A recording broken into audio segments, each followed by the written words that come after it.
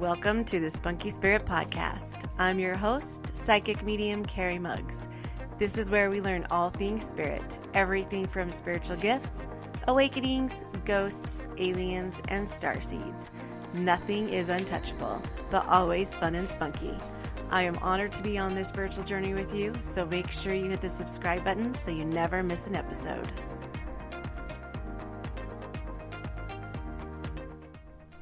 Hello, and welcome to the Spunky Spirit episode. This week, Happy New Year. Happy New Year. It's January 6th. It's a happy first week of January. And also new moon. Full moon. So because of that, we're going to talk about manifesting and full moons and how to tie them together. So anything I talk about today, you can do in the next 3 days. It's best to do it sometime today or in the next 24 hours, but whatever comes to you, you can do in the next 3 days. The energy's still there, but we're going to kind of talk about moon ceremonies and the moon. You've heard some of my other podcasts about the energy of the moon and how we harness that. And that's what moon ceremonies do. And what a great time to do abundance and intention than at the first of the year on the first full moon, right? So this is why we're going to talk about this today. Now, moon ceremonies, the moon, as you guys know, in the past I've said, moon is associated with the feminine energy. Now, the feminine energy is in cycles. So when I say that, a lot of people think feminine cycles, like menstruation, Menses cycles, things like that. But it's not always like that. We have cycles in our life for everything. So yes, it's great if your menstruation goes with the moon cycles. That's great. But what the moon symbolizes is our life cycles, our whole life cycle as a whole, where we, as we are born and then we are teenagers, then we're middle age, and then we get older. That's a whole life cycle in itself. And that symbolizes like spring and fall and winter, things and summer. It's all a cycle, and that's what the moon symbolizes. So we have cycles in our own lives, not only in our big life as younger and then and getting older, but we also have them in our daily routines. If you notice that, certain times of the day you have more energy than you do others. So morning might be your time, or nighttime might be your time. That's why some people are morning people, some people are night people, because the day goes in a cycle. Also in weeks, sometimes Monday's easier for us than Friday, or vice versa. And sometimes we can take on the collective energy for these days. So a lot of us are kind of ingrained that Friday's the party day and Monday's the hard day. So we implement that into our own weekly cycle. And so some days you're going to have days that you work better, and some days you're going to have work days that you don't work as great. And then we also have monthly cycles. So during the certain time of the month, there's going to be at the first of the month, you are go getter. And at the end of the month, you're kind of tired.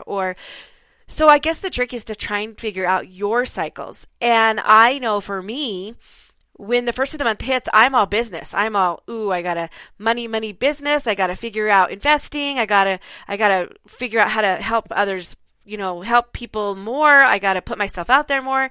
And then in the summer, it's kind of a more restful time.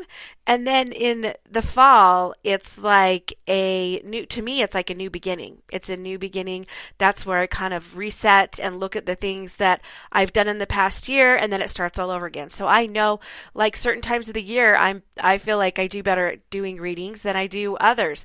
I mean, the quality is the same, but I feel better about myself, or I feel better. I just know that my cycle, there might be a day where certain seasons I do readings, and then other seasons I work on group settings. So it's just kind of interesting to find out what your cycle in your life is. So not only is it the feminine energy, it's your intuition energy and your meditation. So meditation or transformation. So the moon is a powerful symbolism of, I got off track for a minute. So the moon is a powerful symbolism for feminine energy, your intuition, transformation, fertility, and creativity. So you got to figure out what times of the day, month, week, or year that you love these different cycles, the transformation. So my transformation would be more like in November, in the fall. My fertility is in January. I like to create things, and this would fall with creativity.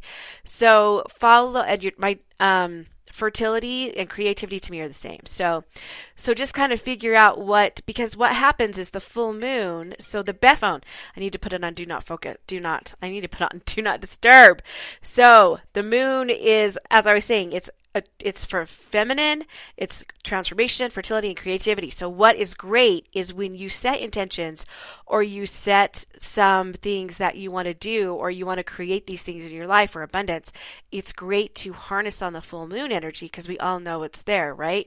Like even emergency rooms or like things are crazier on the full moon. And it kind of gets a crazy notion because it is Luna. The Luna is the moon, which is also, people use it for kind of, I don't want to hurt, just for crazy. So sometimes, and werewolves change on a full moon, that's transformation. The moonlight has magical spells. So there's just something magical about the moon and the light and the energy that it brings.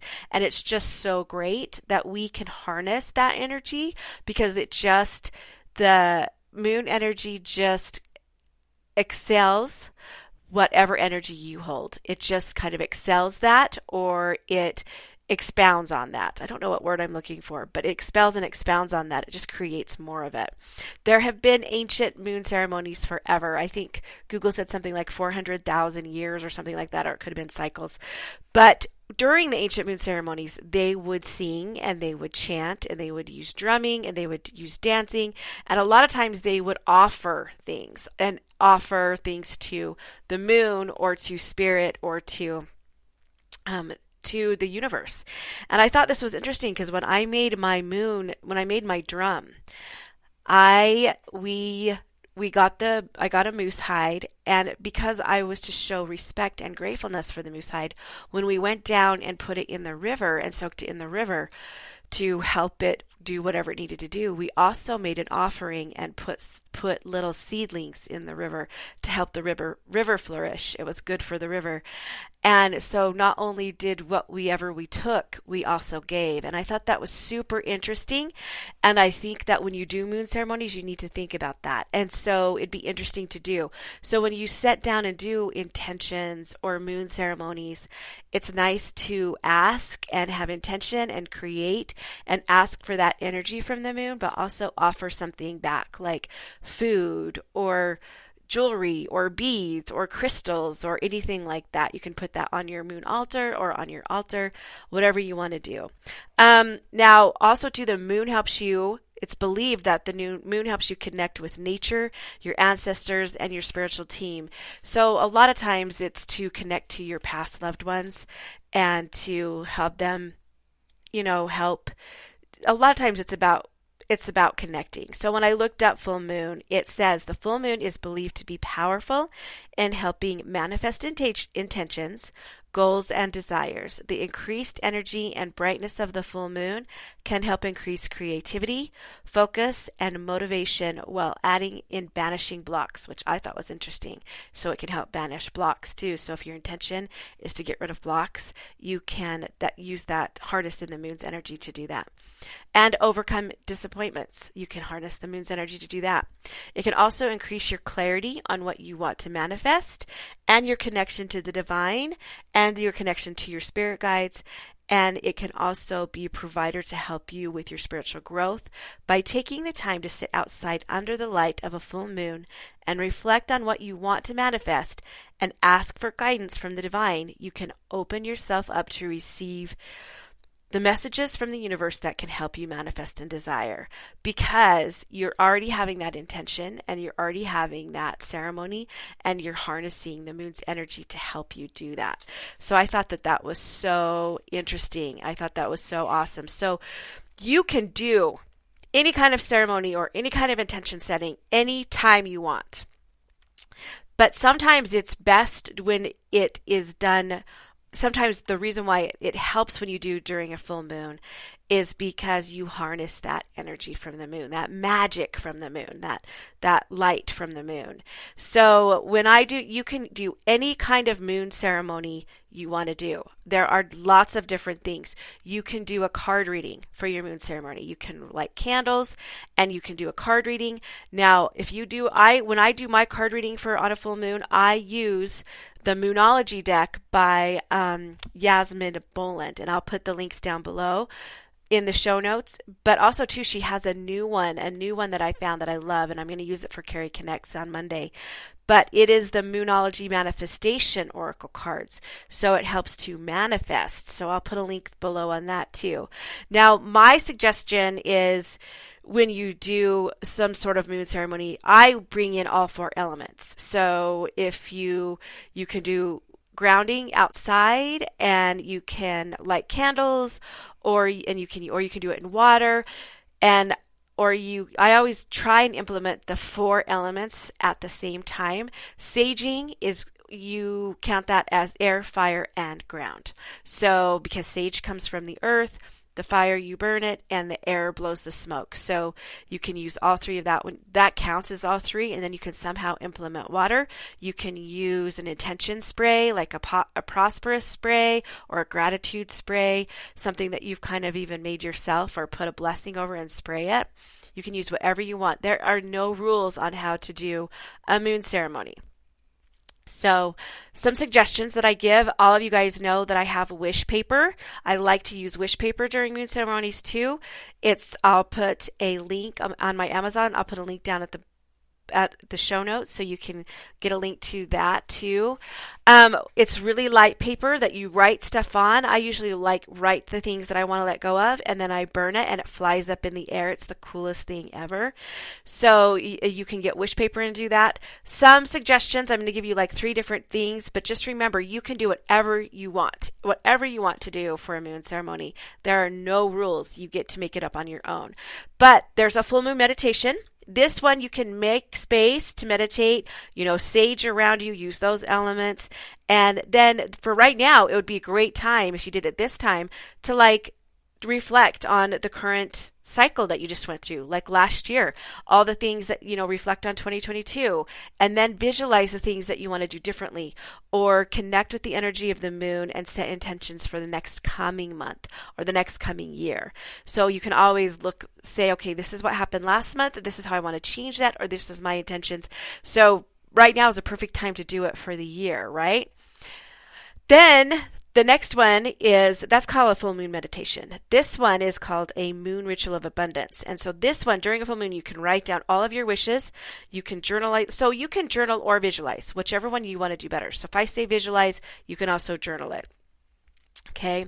So, moon ritual of abundance. During a full moon, write down all your wishes, all the things that you want, all the blessings, abundance, intentions, and on a small piece of paper, and put the paper in a bowl of you can put water in there, or you can just leave it alone, and you leave it in the moonlight for just a few minutes, like however you want to meditate, and what you meditate while you're doing this. And then as you take the paper out of the bowl, let your thoughts and trust that your intentions are manifesting. Or you can also bury them in the ground underneath the tree and give them to the moon, and know that your intentions, give the moon your intentions. That's always awesome too. Then there's also another moon ceremony that lots of people love. It's called moon bathing. And this is when you can set time aside, simply being under the moon. And you could do this in your bathroom. You can do this in your tub. I used to have one of those big swimming pools in the back of my yard, and I would go out in the summertime, and because we live in the winter, it snows, but I'd go out in the summertime, and I would take my piece of paper that I wrote down and I would float it in the water, and I would go in the pool. That was my favorite moon ceremony. Actually, my favorite moon ceremony was when I built a fire out in my backyard, and we had the swimming pool, and I went out, and I wrote all of my intentions down on the piece of paper. I wrote my fears on the piece of paper first, and I put it in the fireplace that I had in my backyard, put it in the fire, and then I wrote down all the things I wanted for the next coming year, and I let it float in the pool, and I would swim in the pool while the fire was going outside of the pool, of course. But that was my favorite moon ceremony, and that's super, super simple. Like in the summertime it is, because you can have a fire pit and a even a kiddie pool. But in the winter, it's not so simple. So you can use your bathtub. I have a hard time taking baths, like Epsom salt baths, because I have struggled with UTI. So I know some people have a struggle with that, but you can put flowers, Epsom salt, you can do whatever you want to and have a moon ceremony bath and just sit and relax and make sure that you're just relaxed and you're natural in your energy, and it's on a full moon and you connect and feel and you just heal. That could be a moon ceremony that you do. And then at the end, you can offer something like, even if you offer the spray, we offer that to the universe, offer whatever you want. So, moon ceremonies are cool. You're not worshiping anything. You're just holding on and using the extra energy of the moon and the magic of the moonlight, because you've heard my other podcasts about moon magic and spells and things like that. And all it is you're just harnessing the moon energy. You can do these intentions and you can do these meditations anytime, but it's awesome to do during a full moon because you harness in the energy. So hope that helps. Today would be the best time to do it. You can actually do it within the next 48 hours, I think. And they're just kind of relaxing too, and they're fun. Honestly, I just like them because they're fun. I like to be fun and adventurous, and I'm not hurting anybody. They're not evil. They're just fun, and I just like to do them. And, that's why people sometimes dance naked underneath the moonlight. It's just the energy is amazing. So I hope that helps. I hope that helps you for today. I hope it helps you understand why people use the full moon energy. It just amplifies wherever you're at. That's the word that I wanted. It amplifies. So if whatever kind of you're feeling or intentions that you're bringing, the moon amplifies that for you. So I hope that helps. Please watch for stuff that I have lots of stuff coming up this year. I've also set big intentions. My readings are booked out quite a while, so I am putting other things into place so I can be available to more group settings. So watch there will be a retreat coming in May. More information will come in January for that. I will start doing more spirit circles every month. Watch for that information. And you can watch for this information on my Spunky Spirit page on Facebook, or you can watch for it on Instagram. But those two are already set in place. I'm already starting to do those. I'm also going to do a manifestation class because there's lots of people that want to do manifesting and want to have set intentions. So I'm going to do a different class, hopefully monthly or maybe every other month. I have big dreams, but it depends on where the energy's at. And also too, I have revamped my Spunky Spirit Shop. You can find that in the links below too. And also on my Instagram page, I have some cute sweatshirts in there all about magic and feeling the magic, and you are magic. And we're going to be adding some more stuff to that this year too. So big things are coming this year. I will be traveling to places, doing more ghost things too, and also more group readings. So watch, it's going to be a big year, guys, and I'm excited, and I'm excited that you're coming with me. You guys support me so much, and I love it, and I just want to do these things for you. So if there's something you're interested in, email me or text me, or message me, DM me, and let me know, because I'd be happy to see if I can fit that in the schedule. Also, you guys, just remember, you have everything you need inside of you. You have everything you need inside of you. It's fun to get ideas and stuff from other people, but just know that you have everything you already need inside of you, and you are the magic.